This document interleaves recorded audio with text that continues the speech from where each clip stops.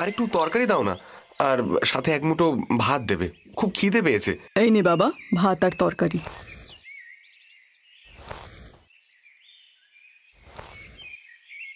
সারাদিন কত খাটাখাটনি করিস, খিদে তো পাবেই। মা জানো, তোমাকে তো একটা কথা বলাই হয়নি। আগে খেয়ে নে, তারপর তোর সব কথা আমি শুনবো। আরে আগে আমার কথাটা তো শোনো। উফ বাবা, বল দেখি, বল তোর কি এত গুরুত্বপূর্ণ কথা, বল। হ্যাঁ, আমি যখন জঙ্গল থেকে ফিরছি তখন গায়ে সবাই বলা বলি করছিল কাল রাতে নাকি জমিদার বাড়িতে ডাকাতি হয়েছে। হ্যাঁ, আমিও তো পচার মার মুখে শুনলাম কাল নাকি জমিদার বাড়িতে ডাকাত পড়েছিল। কি সর্বনেশে কাণ্ড বল দেখি।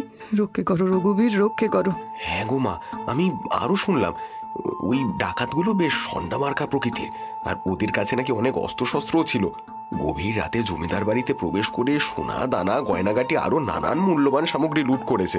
আমি একটা জিনিস ভাবছি, সেটা হলো জমিদার বাড়িতে তো অনেক পাহারাদার থাকে, কিন্তু তাদের এড়িয়ে ডাকাতেরা জমিদার বাড়িতে প্রবেশ করলো কি করে বল দেখি। মা, আমার মনে হয় ওই জমিদার বাড়ির কেউ না কেউ তাদের হয়তো কোনোভাবে সাহায্য করেছে। তা না হলে জমিদার বাড়ির ওই কড়া পাহারা অতিক্রম করে অন্দরে প্রবেশ করা এক প্রকার অসম্ভব। কথাটা একদম ঠিকই বলেছিস তুই। জমিদার বাড়ির এত নিরাপত্তার মাঝেও যদি এমন কিছু ঘটে, তাহলে তো বিষয়টা বেশ সন্দেহজনক। আমার তো মনে হচ্ছে এই ডাকাতি অত্যন্ত সুপরিকল্পিত ভাবেই করা হয়েছে। আমি তোর সাথে একমত, বুঝলি। আমারও মনে হচ্ছে এই ডাকাতির সাথে জমিদার বাড়ির কেউ যুক্ত রয়েছে। রাত বিরেতে কড়া পাহারা থাকতে জমিদার বাড়িতে যদি এরকম ডাকাত পড়ে, তাহলে গায়ের মানুষ কতটা সুরক্ষিত একটাবার ভেবে দেখেছিস? এই গায়ে সিংহভাগ মানুষের নুন আনতে পান্তা ফুরোয়, সেসব মানুষের ভিড়ে ডাকাতি করে ডাকাতদের শেষমেশ কিছুই লাভ হবে না। কিন্তু তাও ব্যাপারটা অবশ্যই চিন্তার।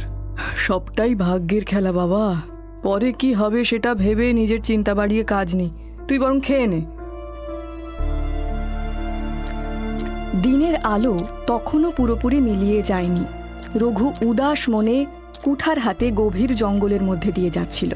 বাতাসে পাতাগুলোর মধ্যে এক মৃদু শিশে যেন জঙ্গল তার হৃদয়ের একাকিত্ব বুঝতে পারছে। একা নিঃসঙ্গ অস্থির রঘু যেন নিজেকে হারিয়ে ফেলেছিল জঙ্গলের এই নিস্তব্ধ সময়ে। আজ আমাকে শূন্য হাতেই ভিটে ফিরতে হবে। আজ একটাও ভালো কাঠ পেলাম না। মনে হচ্ছে কারোর পায়ের শব্দ, কিন্তু এই সময় গভীর জঙ্গলে কে আসতে পারে? কোনো জন্তু জানোয়ারের পদধ্বনি বলে তো মনে হচ্ছে না। কে তাহলে?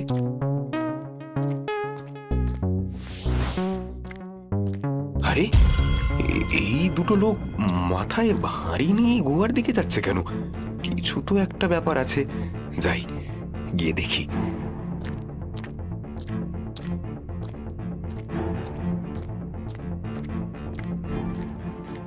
যা, লোক দুটো তো গুহার ভেতরে চলে গেল।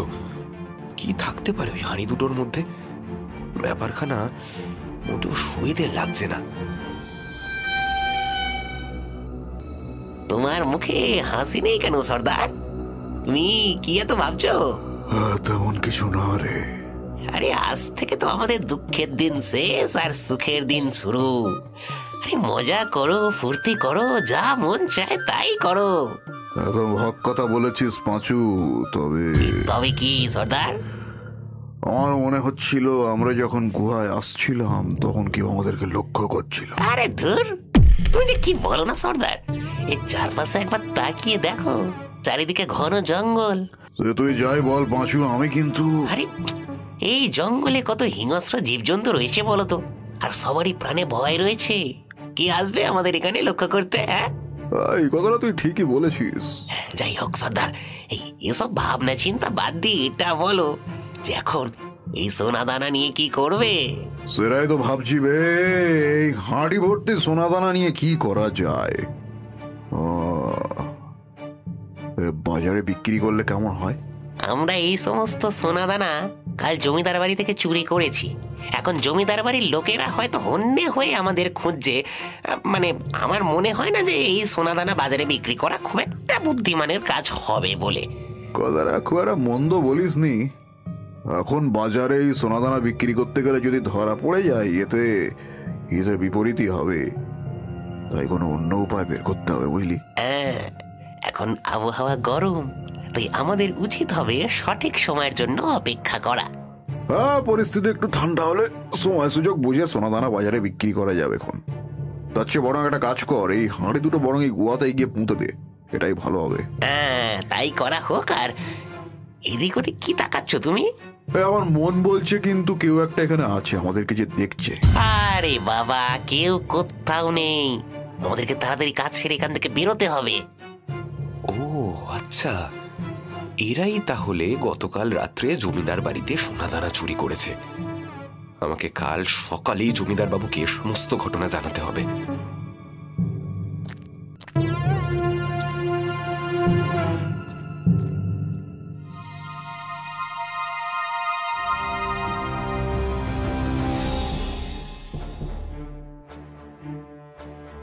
কে তুমি? কি চাই এখানে? আগে আমি রঘু, এ গাঁয়েই থাকি। তা কি দরকার এসছো এখানে? আমি জমিদার বাবুর সাথে একটু কথা বলতে চাই। আমার বাড়ির আবদার, জমিদার বাবুর সঙ্গে কথা বলতে চাই? ভাগ এখান থেকে। দয়া করে আমার কথা বিশ্বাস করো, আমার জমিদার বাবুর সাথে কথা বলাটা খুব দরকার। এই জমিদার বাবু এখন ব্যস্ত আছেন, তুমি এখান থেকে যাও তো দেখি।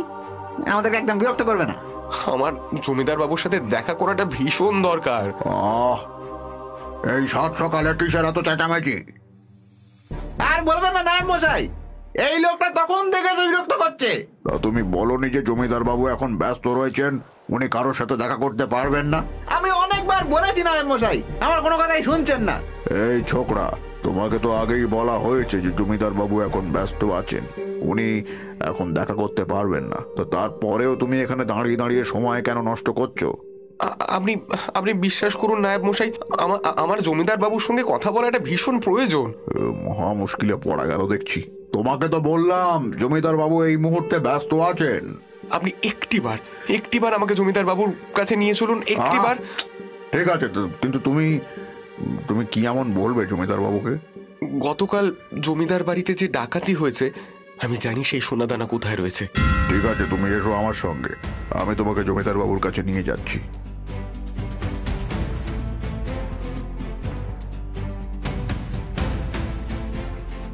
জমিদার বাবু আসতে পারি? আমি তো বলেছিলাম নায়েব মশাই, আমি খানিকক্ষণ একা থাকতে চাই, কিন্তু তারপরেও। আর আপনার সাথে এই ছেলেটিকে?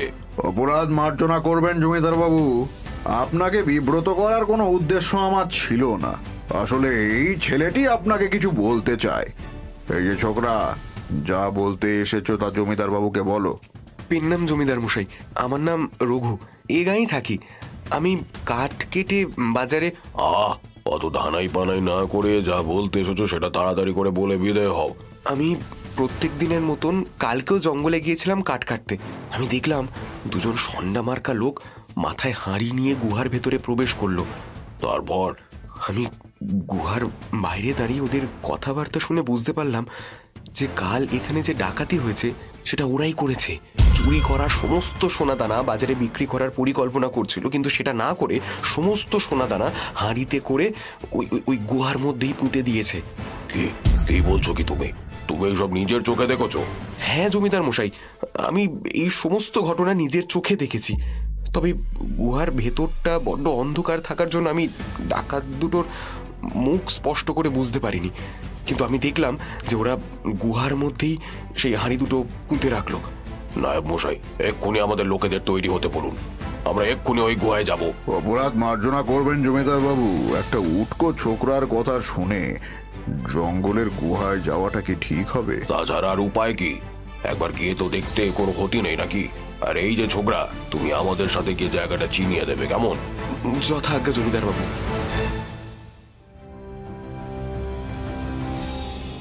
এই কি সেই গুহা যার কথা তুমি আমাকে বলেছিলে? আগে জমিদার বাবু, এই সেই গুহা। ওই যে ওখানটায় ওই দুটো ডাকাত হাঁড়ি দুটো পুঁতেছিল। এই যে তোমরা, এই শোনো, স্থানের মাটি খুঁড়ে দেখো কিছু পাওয়া যায় কিনা। যথাজ্ঞা।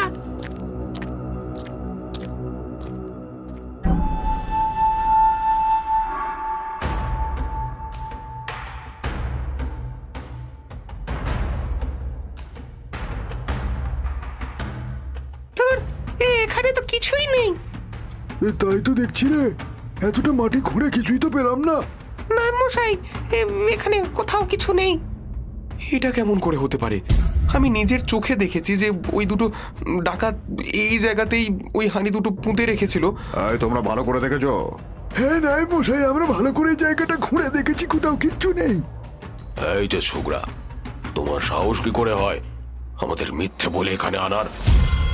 বিশ্বাস করুন জমিদার বাবু, আমি আমি আমি মিথ্যে কথা বলছি না। আমি গতকাল ওই দুটো লোককে এই স্থানেই হাঁড়ি দুটো পুঁততে দেখেছি, আর নিজের কানে শুনেছি ওর মধ্যে সোনা আছে। তুমি যে কত সত্যি বলছো তার নমুনা তো আমি দেখতেই পাচ্ছি। জমিদার বাবু, আমার তো মনে হচ্ছে এই রঘুই সমস্ত সোনাদানা চুরি করে এখন সাধু সাজছে। আমারও তাই মনে হচ্ছে, এই লোকটাই চুরি করেছে। কি হে ছোকরা, সত্যি কথা বল, কোথায় সোনা? যদি আমি চুরি করতাম তাহলে আমি আপনাদের কাছে কেন আসতাম বলুন তো? এর মধ্যে তোমার কি উদ্দেশ্য রয়েছে সেটা আমরা কি করে বলবো? এরপর যদি আমাদের ভুলভাল খবর দিয়ে বিভ্রান্ত করার চেষ্টা করেছো তবে এর ফল কিন্তু খুব খারাপ হবে।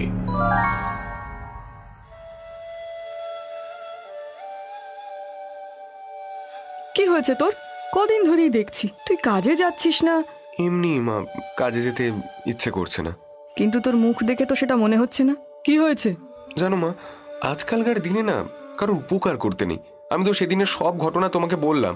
হ্যাঁ বলেছিস তো, তুই তো বলেছিস যে জমিদার বাড়ি যাবি। প্রথমে তো আমার কথা কেউ বিশ্বাসই করতে চাইছিল না। তারপর অনেক কষ্টে জমিদার বাবুর কাছে গিয়ে সমস্ত ঘটনা বিস্তারিত বর্ণনা করলাম। উনি আমার কথা বিশ্বাস করে জঙ্গলে ওই গুহাতে গেলেন লোক লস্কর নিয়ে। তারপর? সবচেয়ে আশ্চর্যের বিষয় হলো, আমার দেখানো জায়গাটাতে মাটি খুঁড়ে কোনো হাঁড়ি পাওয়া গেল না। সবাই আমাকে দোষারোপ করতে লাগলো। এমনকি এও বলল যে আমি নাকি জমিদার বাড়িতে চুরি করে এখন সাধু সাজছি। দুনিয়াটা বড্ড খারাপ রে বাবা। সবাই যে তোর মতো সহজ সরল সাদাসিধে গোছের নয়। আর তোকে জমিদার বাড়িতে অপমান করেছে বলে তুই এরকম বাচ্চাদের মতো চোখের জল ফেলবি? কিন্তু মা, আমি তো কোনো দোষ করিনি। আচ্ছা, এইসব ভেবে আর মন খারাপ করে থাকিস না। নিজের কাজের মধ্যে থাকলে দেখবি মন খারাপও চলে যাবে। তুমি ঠিকই বলেছো মা, আমি আর মন খারাপ করে থাকবো না।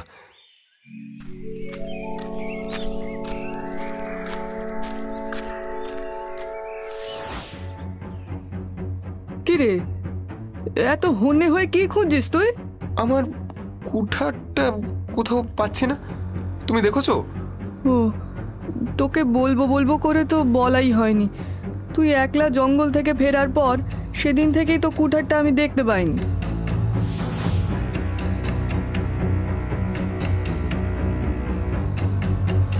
ছি, এত বড় ভুল আমি কি করে করতে পারলাম? কেন রে, কি ভুল করেছিস? আমি ওই গুহার সামনেই আমার কুঠারটা নামিয়ে রেখেছিলাম। ওই সমস্ত ঘটনা দেখার পর তড়িঘড়িতে কুঠারটা নিয়ে আসতেই ভুলে গেছি। আর কি করা যাবে, যা তুই বরং বাজার থেকে বড় একটা কুঠার কিনে নে।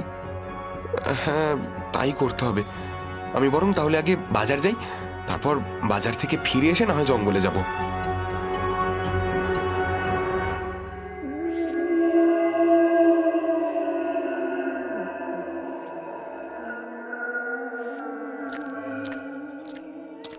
দাদা, একটা ভালো কুঠার দিন তো। এই এই এই এই এই যে এই কুঠারটা নিয়ে যান, ভীষণ ভালো মানের। না না, এটা না, আরো দুটো দেখান না। হঠাৎ রঘুর নজর পড়ল দূরে রাখা একটা কুঠারের উপরে। ওই ওই দূরের কুঠারটা একবার দেখি। দেখুন যদি এটা পছন্দ হয়। ঠিক আছে, আগে দেখান। হাতে নিয়ে বেশ কিছুক্ষণ নাড়াচাড়া করতেই এটা আচ্ছা মুশকিলে পড়া গেল। আরে একটা কুঠার নেবেন, তাতে এত উল্টে পাল্টে দেখার কি আছে? পছন্দ হয়েছে নিয়ে চলে যান। রঘু বুঝতে পারল এটাই তার সেই হারিয়ে যাওয়া কুঠার। কিন্তু সেটা এই বাজারে কি করে এলো? এটা ভেবে সে মাথা চুলকাতে চুলকাতে বলল, আরে, এই কুঠারটা আপনি কোথা থেকে পেলেন? কোথা থেকে পেলাম মানে? আমি যেখান থেকেই পাই সেসব কথা আমি আপনাকে বলতে যাবো কেন? কারণ এই কুঠারটা আমার। মগের মুল্লুক নাকি? তোমার কুঠার বললেই হলো? তুমি কি আমাকে বোকা মনে করেছো নাকি? আরে আমি সত্যি বলছি এই কুঠারটা আমার, আর আমি কেনই বা আপনাকে মিথ্যে কথা বলতে যাব? এই কি প্রমাণ আছে যে এই কুঠারটা আপনার? প্রমাণ চাইছেন? এই কুঠারের হাতলে আমার নাম খোদাই করা আছে, রঘু। কই দেখি কেমন আপনার নাম খোদাই করা আছে।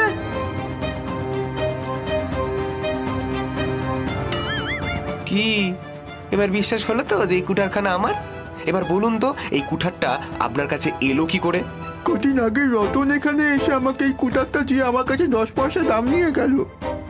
রতন মানে ওই জমিদার বাড়ির লেঠেল? হ্যাঁ হ্যাঁ, আমি জমিদার বাড়ির লেটেল রতনের কথাই বলছি। ওই তো এসে আমাকে এই কুঠারখানা দিয়ে গেল। রতন কোথা থেকে আমার কুঠার পাবে? আমার যতদূর মনে পড়ছে আমি গুহার বাইরে কুঠারখানা ফেলে এসেছিলাম। ও দাদা, দাদা কি ভাবছেন? না না, তেমন কিছু নয়। এবার থেকে নিজের জিনিসপত্র একটু সাবধানে রাখবেন। হ্যাঁ, অসংখ্য ধন্যবাদ।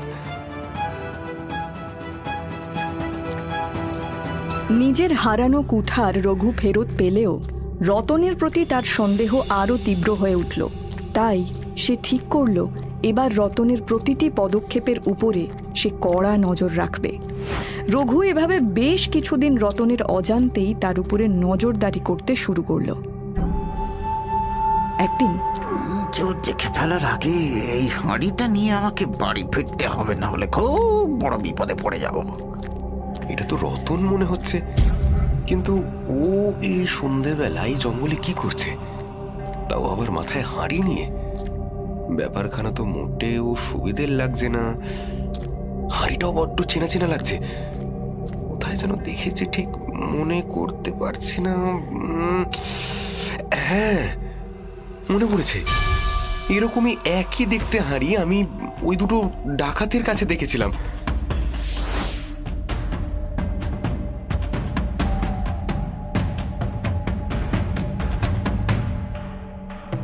আরে এটা তো একটা সোনার হার।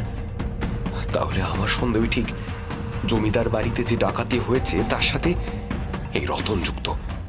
আমাকে ব্যাপারখানা জমিদার বাবুকে জানাতেই হবে।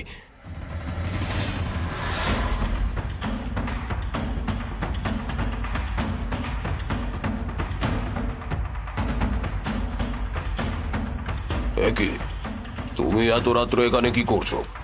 জমিদার বাবু, সেদিন আপনারা কেউ আমার কথা বিশ্বাস করেননি, কিন্তু আজ আমি। কিন্তু আজ কি? তাড়াতাড়ি বলো।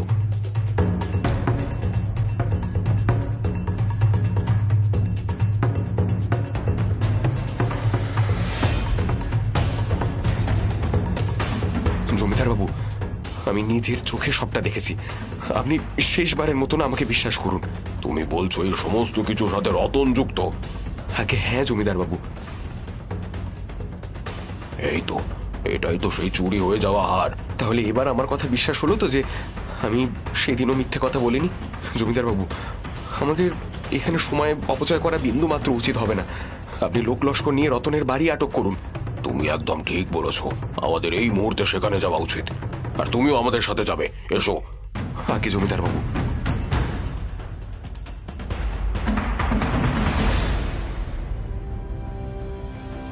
গিন্নি, ও গিন্নি, কি হয়েছে? দেখো কত সোনা। ও মা গো, এ কি গো, এই এত হাঁড়ি ভর্তি সোনা তুমি কোথায় পেলে? যেখান থেকেই পাই, সেসব জেনে তোমার কাজ নেই। এখন থেকে আমাদের আর কোনো অভাব থাকবে না, বুঝলে? আমরা ভালোভাবে সুখে স্বাচ্ছন্দ্যে জীবনযাপন করতে পারবো। না না না না না না না না, শোনো, আগে তুমি বলো এই সোনা তুমি কোথা থেকে পেয়েছো? এ তো আচ্ছা ঝামেলায় পড়া গেল। এত রাত্রিরে আবার কে এলো দেখি? এই যেই আসুক বলে দেবে আমি বাড়িতে নেই। যদি কারো বিপদ আপদ হয় তখন? হ্যাঁ, আপনি বাঁচলে পাবেন না। আর আমি যেটা বললাম সেটা যেন মনে থাকে, যেই আসুক বলবে আমি বাড়িতে নেই।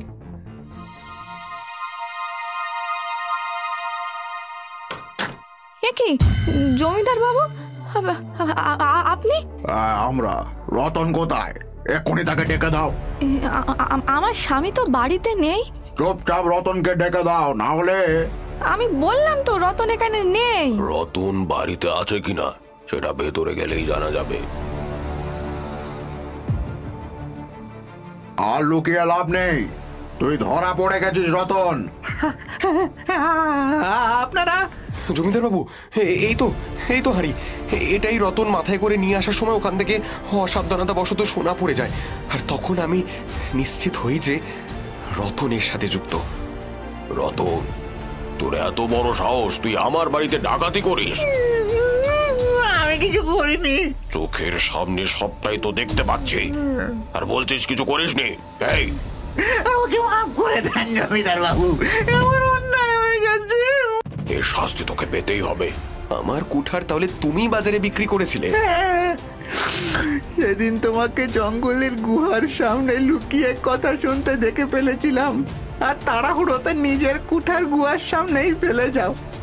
আর সোনা ওই গুহাতেই পোঁতা ছিল, কিন্তু তারপর আমি সেই সোনা ওই দিনই সরিয়ে ফেলি, আর কুঠারটা গুহার বাইরে পেয়ে সেটা আমি বাজারে গিয়ে বিক্রি করে দিই। আর এটাই ছিল তোমার সবচেয়ে বড় ভুল। এতগুলো বছর তুই জমিদার বাড়িতে লেঠেলের কাজ করেছিস, আমাদের সাথে নেমক হারামি করতে তোর বিবেকে বাঁধলো না? শাস্তি তুই শুধু একা পাবি না। এবার বল, তোর দুজন সঙ্গী আর বাকি সোনা কোথায়? পাঁচু আর ওর সর্দার পাশের গ্রামে একটা পরিত্যক্ত ভিটে সোনাদানা সহ নিজেরা লুকিয়ে আছে। ওরা কাল সকালে সমস্ত সোনা শহরে বিক্রি করার জন্য রওনা দেবে। আপনি যদি চান তাহলে ওদের হাতে নাতে ধরতে পারবেন। সে তো যাবই, চল আমার সাথে। আজ রঘু না থাকলে কি যে হতো আমি সত্যিই জানি না। তোমার এই ঋণ আমি জীবনও শোধ করতে পারবো না রঘু। আপনি এরকম ভাবে কেন বলছেন?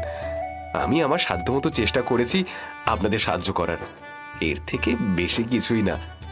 তুমি যে কাজ করেছো তার জন্য শুধু ধন্যবাদ দিয়ে খাটো করবো না। এই নাও, এই পুঁটলিতে 50টি স্বর্ণ মুদ্রা রয়েছে। আশা করি এতে তোমার জীবনটা স্বাচ্ছন্দ্যে কেটে যাবে। তার কোনো প্রয়োজন নেই জমিদার বাবু। আমার মা বলে, যতদিন এই পৃথিবীর বুকে আছি ততদিন মানুষের জন্য ভালো কাজ করা উচিত, আর আমি সেটাই করেছি মাত্র।